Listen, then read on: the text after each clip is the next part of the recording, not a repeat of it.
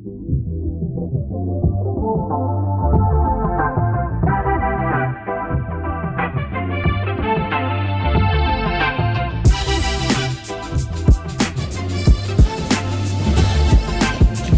where to start? I guess we can start with Aubrey.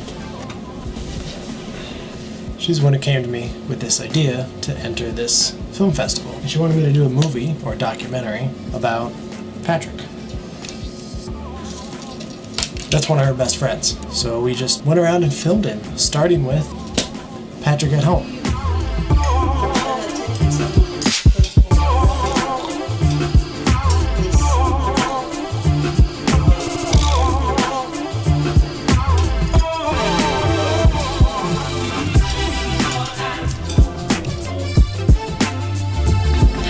Patrick has a rare genetic condition called Angelman syndrome that causes intellectual and developmental disabilities, but he also had a spinal cord injury that occurred after surgery, and since that happened, he's been unable to walk independently.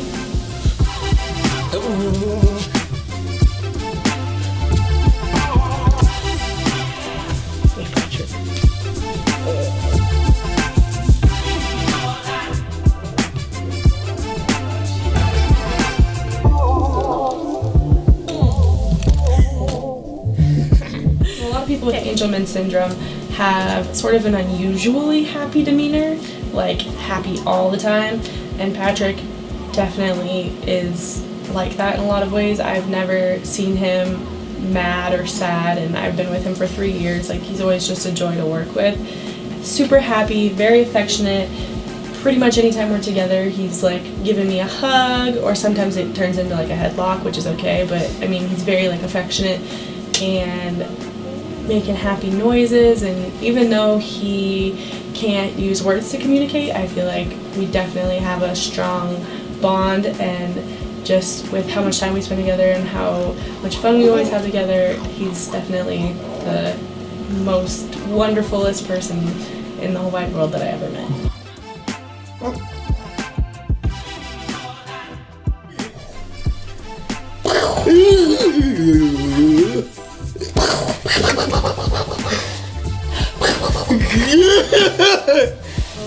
His disability is pretty comprehensive and does affect a lot of his ability to function independently, and that's where I kind of come in and help him with his daily routine.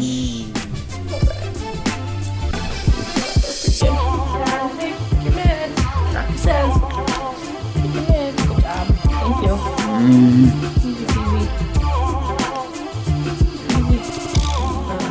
Loves the water. A lot of people with Angelman syndrome really love two things: balloons and water, and Patrick like definitely has both of those interests.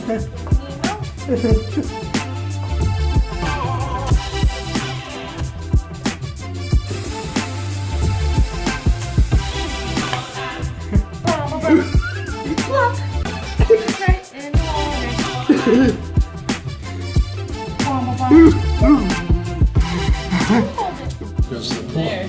And that, I love going to the pool with him. It's super cool because even though on land he can't walk independently anymore, in the water he can like bounce around and he's super active and has a lot more range of motion and stuff, which is really cool to watch him.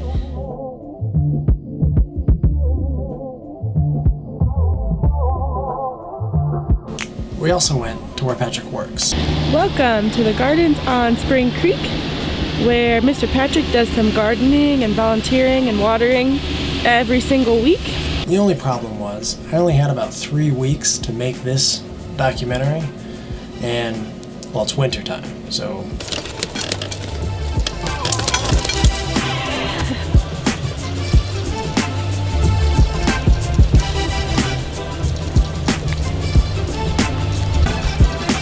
Patrick goes to Read and Seed almost every week, which is an event sponsored by the Gardens where you read a story, and he goes with his daytime provider, and they will read a story to a group of usually younger kids, and then they do a craft based on the story. Or feel free just to freehand it, because it's really kind of more fun that way anyways. So Patrick really likes doing that, and he's such a social person. That's a good event for him because he gets to play with a lot of other people. I might just hold it up and say, oh, Thank you for coming. Did you enjoy that? Yeah. that way you have the Did you get your finger puppets done? Good work. Patrick also really likes music, and one of his favorite activities is we go to a big dance every month through Adaptive Rec.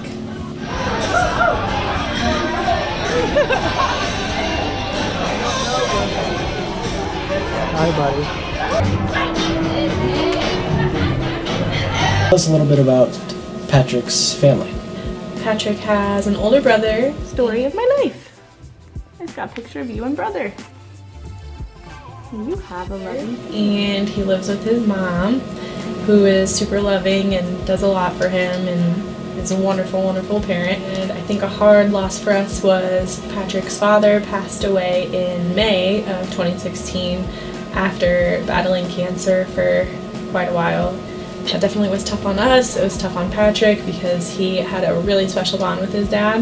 I think that Patrick's definitely affected by the loss of his father, but given his limited verbal communication, it's sometimes harder for him to express that. We've also noticed him looking out the window a lot more, kind of looking for his dad and wondering, is he gonna come back?